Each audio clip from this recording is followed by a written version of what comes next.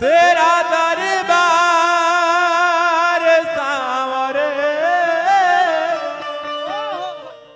जहां से न्यारा है, जिसने धाया उसने पाया तेरा सहारा है।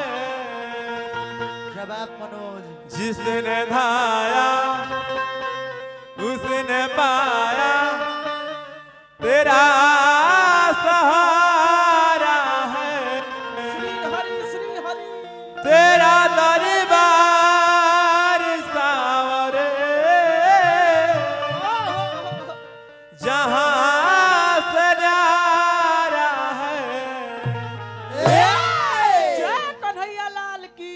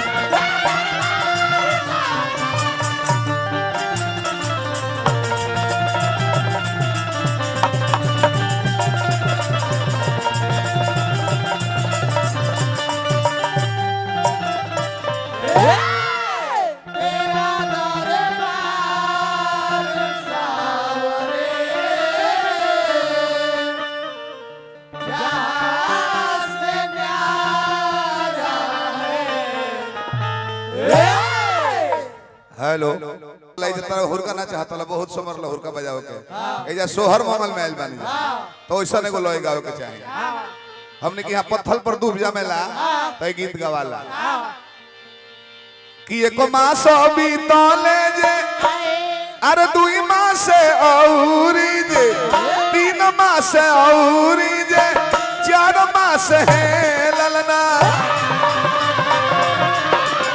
ए ललना मचवा के आइल जब बारी शरीर तनिका भारी भइली है।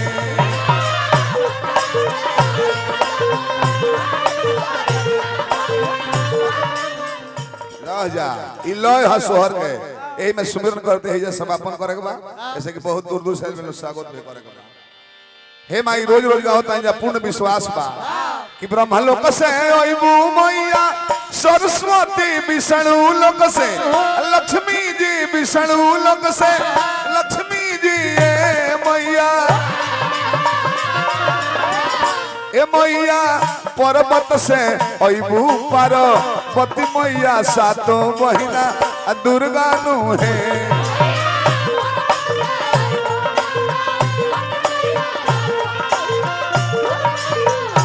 मैया पर्वत से अइबू पार्वती मैया सातों महीना दुर्गा नु है।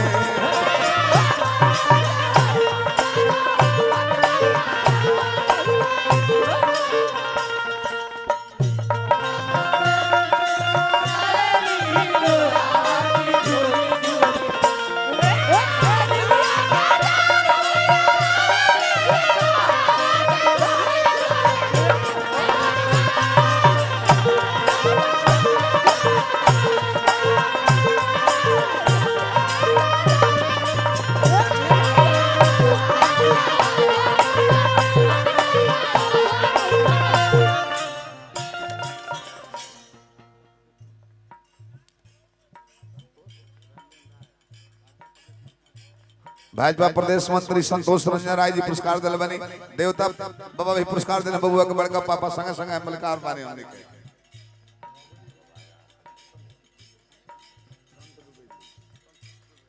संतोष दुबे जी बबली बाबा के साझा पुरस्कार आइल बा गोल लगतानी बार-बार भोला दानी बनौले। हे माई ओइबो करू तो चिंता में पड़ जाए कि हम तो दूसरा के व्यवस्था पर व्यवस्थित बनी तहरा का स्थान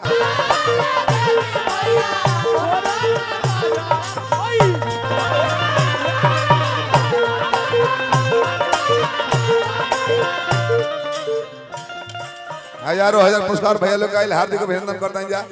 अंतिम पद को है एजा रोकल जाइयो। अर्जुनपुर से चाचा पुरस्कार दिल बने बार बार प्रणाम करता जा। तू ही बुद्धि देलू माई कंठ पर बैठो मैया सरस्वती घरावा में लक्ष्मी जी घरावा में लक्ष्मी जी ये मैया देह पकड़ ना का देह पकड़ जाए पुष्कल नहीं के अभी हां मर्दत नहीं अपन चिन्हा देता लोग कहे वो फुटाला से बात चल कहे चिन्हा देता लोग यही से पीछे जाता लोग हेलो यही से पीछे जाता नहीं जाए यही कारण बैठा चलो बैठा इनका के बेरो हो जाएगा इनकर बात कहता तो बुझाता नहीं खे आके दिमाग खा जाता हेलो बतिया लिखवा के लेके दे दो जन तरह कहे बता हर बाणी समझ में आवत नहीं कैमरा आओ बाबू बड़क सिंह आवा है ना पीछे आओ कंठ पर बैठाई मैया सरस्वती घरावा में लक्ष्मी जी घरावा में लक्ष्मी जी मैया ए मैया कलसा बैठो पर पति मैया सातो बहिना दुर्गा नु है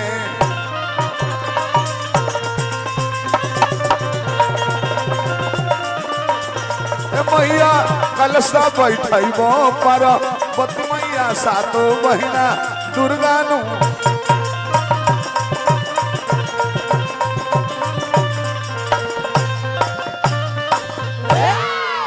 अब हमने का रोकब जा हेलो अतिथि